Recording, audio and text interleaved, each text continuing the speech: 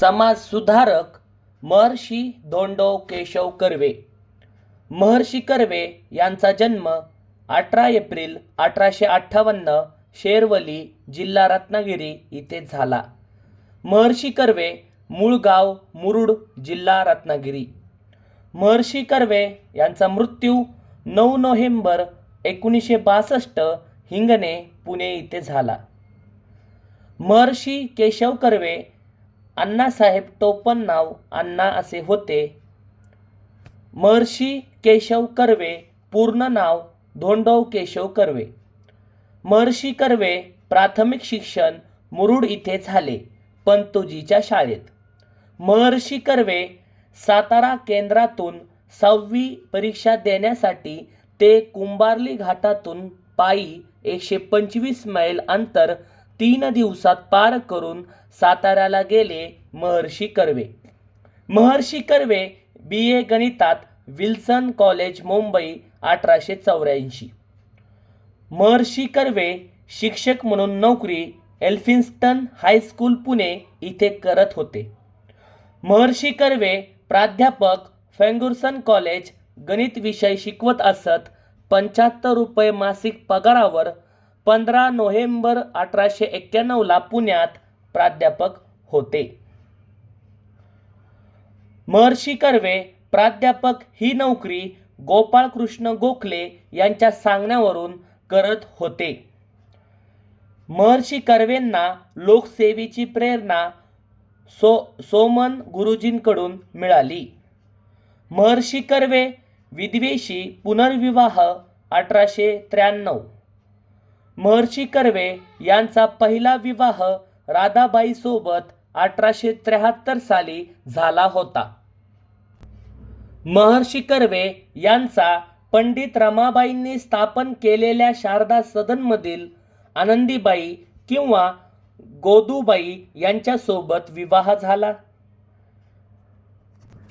महर्षी कर्वे यांच्या पुनर्विवाहाला गो. ग. आगरकर उपस्थित होते. विवाहानंतर घरी भोजनास बोलवले.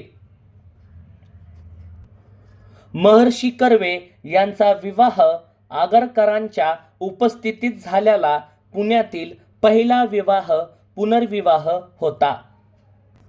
आनंदीबाई या शारदा सदनाच्या पहिल्या विद्यार्थिनी होत्या. महर्षी कर्वे यांच्या पुनर्विवाहाच्या निमंत्रक पत्रिकेवर सह्या गो. ग. आगरकर व रा. भी. जोशी यांच्या होत्या. महर्षी कर्वे स्त्री शिक्षण विषयक कार्य. महर्षी कर्वे यांचा विधवा विवाह उत्तेजक मंडळी 31 डिसेंबर 1893 वर्धा इथे वासुदेव परांजपे यांच्या घरी स्थापना केली. विधवा विवाह उत्तेजक मंडळाची खालील उद्देशाने ही संस्था स्थापन केली होती.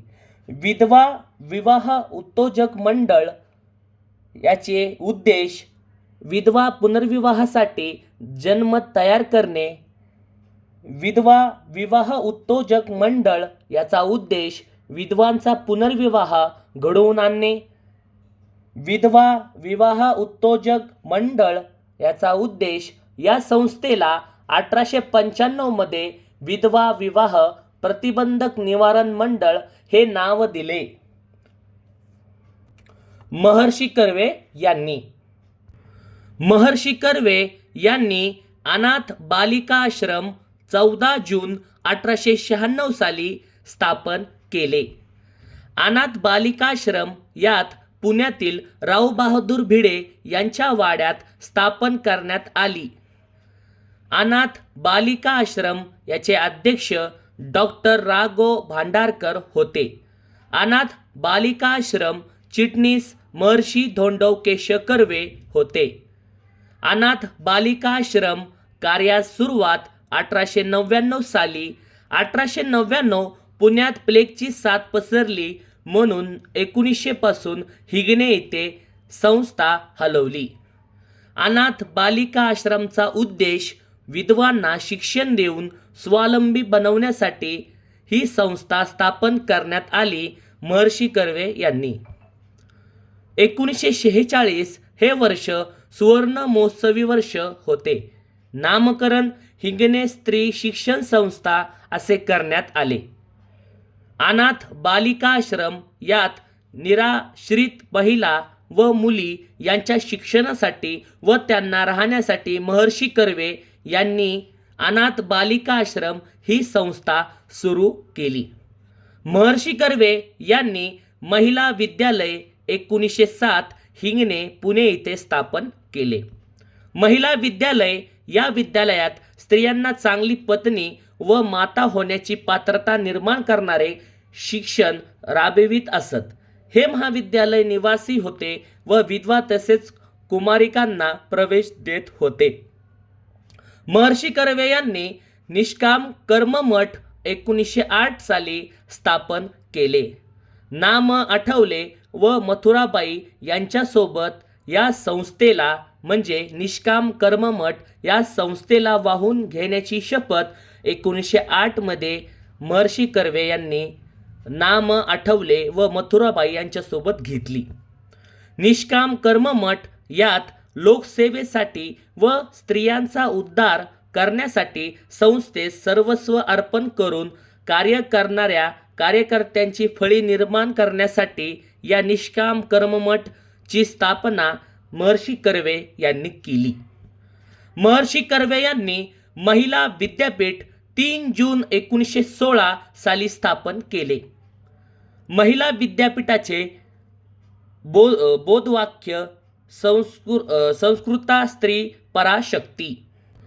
महिला विद्यापीठ यात भारतवर्षीय महिला विद्यापीठ या नावाने सुरू झाले होते. महर्षी कर्वे यांनी सुरू केले होते. महिला विद्यापीठाचे बोधवाक्य संस्कृता स्त्री पराशक्ती. महिला विद्यापीठ यात स्वतंत्र महिलांसाठी असणारे भारतातील पहिलेच विद्यापीठ म्हणजे महिला विद्यापीठ महर्षी कर्वे यांनी स्थापन केलेले. महिला विद्यापीठ असे विद्यापीठ स्थापन करण्याची प्रेरणा जपान महिला विद्यापीठाकडून मिळाली होती. महिला विद्यापीठाचे पहिले कुलगुरू डॉक्टर रा गो भांडारकर हे होते. त्याचे विरोधक के नटराजन हे होते. 1920 विद्यापीठाचे नामकरण श्रीमती नाथीबाई दामोदर ठाकरसी असे करण्यात आले, कारण सर विठ्ठल दास ठाकरसी यांनी आपल्या आईच्या स्मरणार्थ 15 लाख रुपयांची देणगी 1920 मध्ये विद्यापीठाला दिली होती.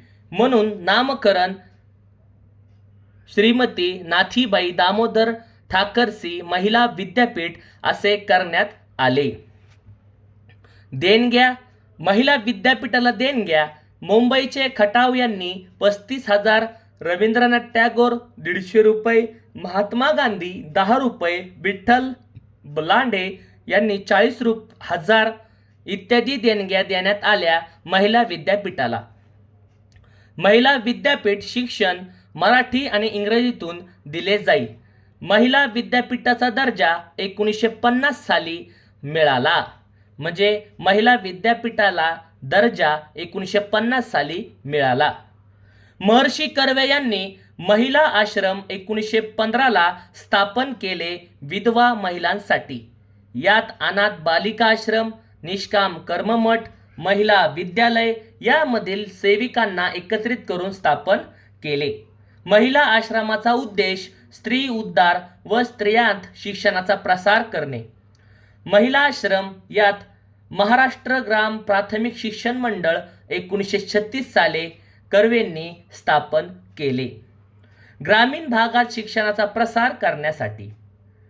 पुन्हा एकदा महर्षी कर्वे यांनी महाराष्ट्र ग्राम प्राथमिक शिक्षण मंडळ 1936 साली महर्षी कर्वे यांनी स्थापन केले. तर कशासाठी? तर ग्रामीण भागात शिक्षणाचा प्रसार करण्यासाठी.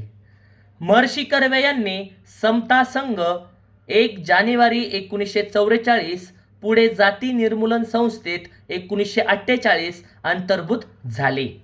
समता संघ कशासाठी स्थापन? तर जातीभेद व अस्पृश्यता निर्मूलनासाठी.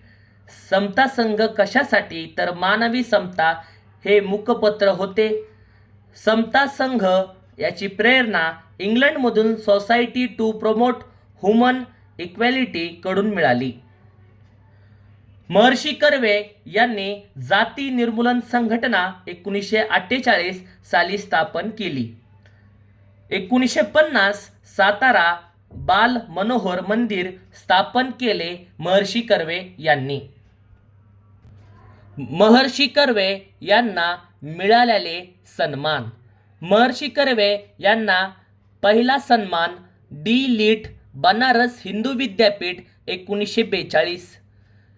महर्षी कर्वे यांना मिळालेला दुसरा सन्मान डी लिट पुणे विद्यापीठ 1951. महर्षी कर्वे यांना मिळालेला तिसरा सन्मान डी लिट SNDT महिला विद्यापीठ 1954. महर्षी कर्वे यांना मिळालेला सन्मान चौथा पद्मविभूषण भारत सरकार 1955. महर्षी कर्वे यांना मिळालेला पाचवा सन्मान LLD मुंबई विद्यापीठ 1957. महर्षी कर्वे यांना मिळालेला शेवटचा सन्मान भारतरत्न भारत सरकारने 1958 मध्ये स्त्री शिक्षण विषयक कार्याबद्दल व पुनर्विवाह विषयक कार्याबद्दल महर्षी कर्वेंना भारत सरकारने भारतरत्न 1958 मध्ये दिला. महर्षी कर्वे यांचे आत्मचरित्र आत्मवृत्त 1928 मराठीमध्ये आहे. लुकिंग बॅक 1936 इंग्रजी प्रकाशित आहे. महर्षी कर्वे यांची इतर माहिती. Maharshi Karve London, Geneva, Denmark, Switzerland येथील शिक्षण परिषदांना हजर होते. महर्षी कर्वे यांचे आत्मवृत्त हे मासिक पण चालवत होते. महर्षी कर्वे विद्यापीठाचा प्रसार आणि मदत मिळवण्यासाठी विदेश दौरा करत होते. महर्षी कर्वे हे अल्बर्ट आइन्स्टाईन सोबत भेट घेतली. महर्षी कर्वे भारतरत्न मिळवणारे हे पहिले महाराष्ट्रीयन होते. महर्षी कर्वे हे महिला निवास स्थापन 1960 पुणे या ठिकाणी केली. महर्षी कर्वे यांनी 100 वर्ष पूर्ण झाल्या निमित्ताच्या कार्यक्रमात पंडित नेहरू सहभागी झाले होते. महर्षी कर्वे यात 1917 मध्ये प्राथमिक शिक्षकांना प्रशिक्षण देणारे महाविद्यालय महर्षी धोंडो केशव कर्वे यांनी सुरू केले. महर्षी कर्वे यांचा मुलगा रघुनाथ धोंडो कर्वे समाजसुधारक होता. रघुनाथ धोंडो कर्वे रसायनशास्त्रज्ञ आणि सतती नियमन, लोकसंख्या नियंत्रण यावर विशेष कार्य होते. रघुनाथ धोंडो कर्वे समाज स्वास्थ्य हे नियतकालिक ते चालवत असे. रघुनाथ धोंडो कर्वे कुटुंब नियोजनासाठी सतती नियमाच्या साधनांचा वापर करण्याचा प्रचार प्रथम रघुनाथ धोंडो कर्वे यांनी केला. 1917 मध्ये प्राथमिक शिक्षकांना प्रशिक्षण देणारे महाविद्यालय महर्षी धोंडो केशव कर्वे यांनी सुरू केले. महर्षी कर्वे हे भारतरत्न मिळवणारे पहिले महाराष्ट्रीयन होते.